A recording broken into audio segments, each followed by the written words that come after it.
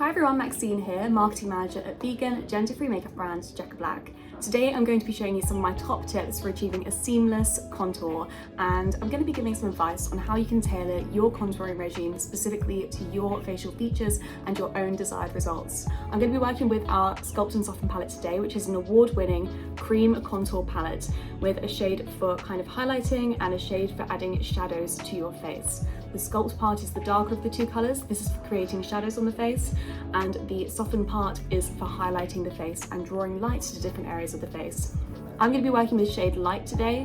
What's great about this palette as well, and part of the reason that it became an award-winning palette, is because of the free guide that it comes with, which helps you to learn more about your own face, what it is that you're looking to achieve from your contour. So if you already own this palette, definitely have a look at the guide which comes with it, because there is tons of helpful information in there to assist you with building a contouring regime specifically tailored to your own face and your own desired result. So now that I've primed and concealed my base, I'm going to start contouring. The most important thing to do when you are contouring is have a brush for your highlight and a separate brush for your contour.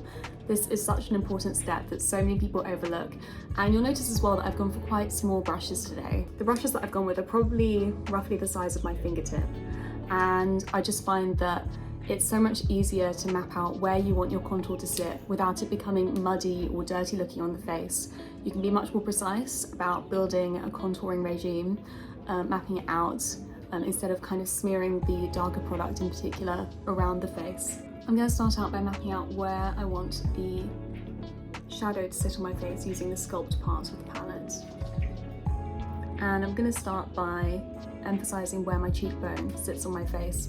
It's important as well to contour when you have lots of natural light in front of you. Unfortunately, I'm not able to do this natural daylight right now. I have a ring light, but ideally you'd have natural daylight in front of you, maybe in a well-lit bathroom mirror, so that you can see where the shadows naturally fall on your face. So if I'm looking down like this, I'm going to use where my cheekbone is already as a bit of a guide, and I'm going to do a sort of swoosh kind of motion with the darker pigment of the two. So taking the Sculpt and taking one of my brushes, which is clean,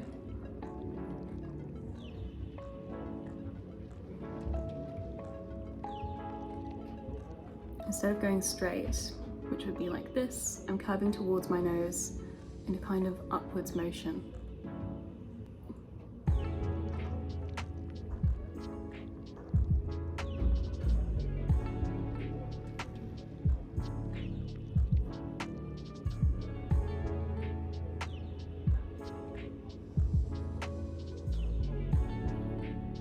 After you've mapped out where you want the shadow to sit, you need to go over with the highlighting part of the product around both sides of where those lines have been applied.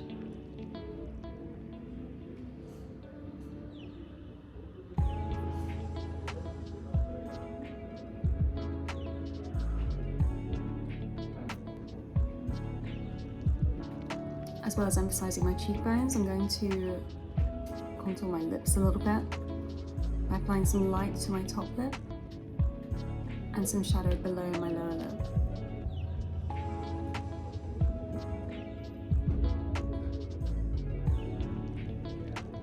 I'm also going to make my forehead a little bit smaller up here.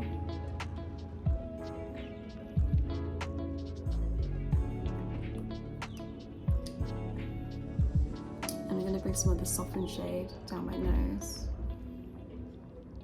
If you're looking to turn up the end of your nose, you can add just a little bit of the darker product here.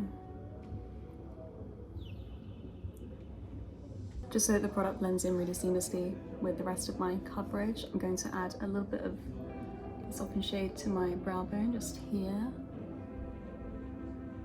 And now that my contour has been mapped out on my face, it's time to blend away. I'm using a stippling brush, and you would ideally use a brush that is good for that kind of stamping motion of any coverage, just so that you can blend the product into your skin instead of rubbing it and wiping it all over. And you're just taking the time to map out where you want your contour to sit. So you don't want to do anything that's going to move, for example, this shadow up here or anything like that. Using a stippling kind of motion will help keep the product in place. And again, you want to use a clean brush for this.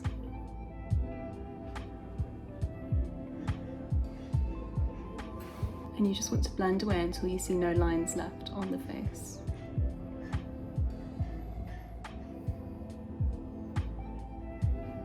For smaller areas of the face, such as around the lips, I like to take a clean finger and just pat away the product so that it gets blended into the skin. This brush is a little bit too big for those smaller areas, but using the warmth from your fingers really can help melt those cream formulas into the skin really seamlessly.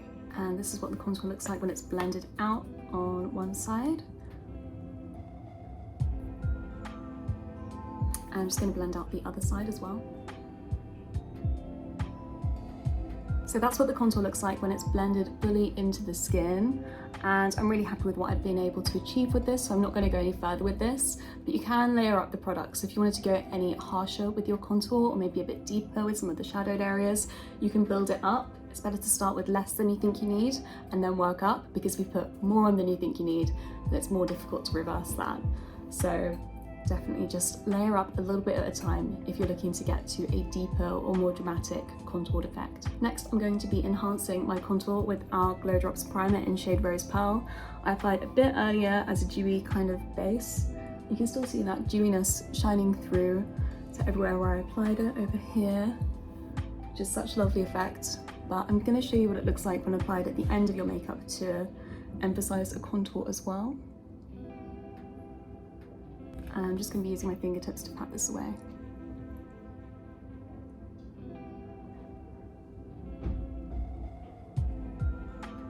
That's as far as I'm going to be taking my base today in terms of my contouring. I applied the Glow Drops to enhance where I have contoured on my face. So I hope you can see where that extra dimension has been added. And I really do love just applying a bit of concealer to different areas of the face to help get that really seamless blended effect for my base without being able to see too much coverage on the skin. Particularly in the summer, I find it to be a much more comfortable way to wear my base makeup. So thank you for watching, everyone. Some of the tips that have been shared in this video are also available in the guide, which comes with our award-winning Sculpt and Soften palette. Thanks for watching, everyone. Have a great day. Bye.